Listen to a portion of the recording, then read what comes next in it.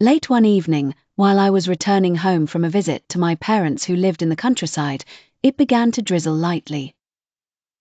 I found myself driving along one of those isolated roads characterized by the absence of streetlights, flanked by towering trees on each side, their presence marked only by the rhythmic sound of tires humming against the asphalt beneath me. It was then that I noticed her. Standing by the roadside was a young woman adorned in a flowing white dress.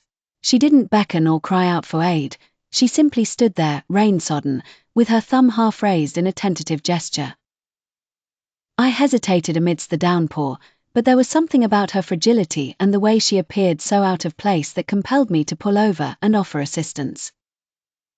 She approached the car with a graceful yet deliberate pace, and as I lowered the window, she asked in a gentle tone if I could convey her to a nearby town. I nodded in assent. She entered the vehicle, and with a quiet murmur of gratitude, folded her hands elegantly upon her lap. Silence pervaded the atmosphere. She wasn't inclined to engage in conversation. Rather, she radiated an aura of politeness and tranquility. There was a paradoxical sense of serenity and detachment about her, as if she wasn't entirely present. In an attempt to ensure her well-being, I inquired whether she was all right. She nodded simply, expressing her intention of returning home.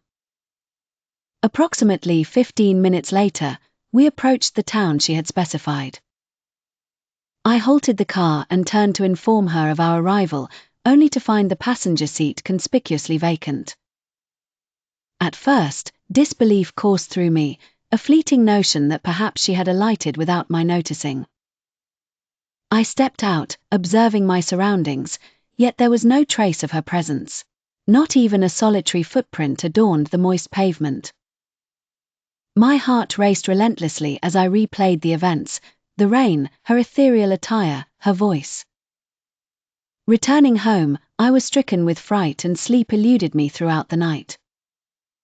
Several days hence, I recounted the tale to a friend, native to the area.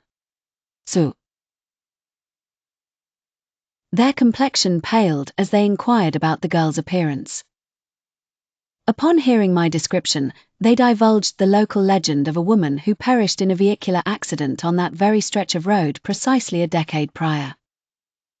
Eerily, she had been attired in a white dress on the night of her demise and was last observed wandering alone in the vicinity of the town just as I had described.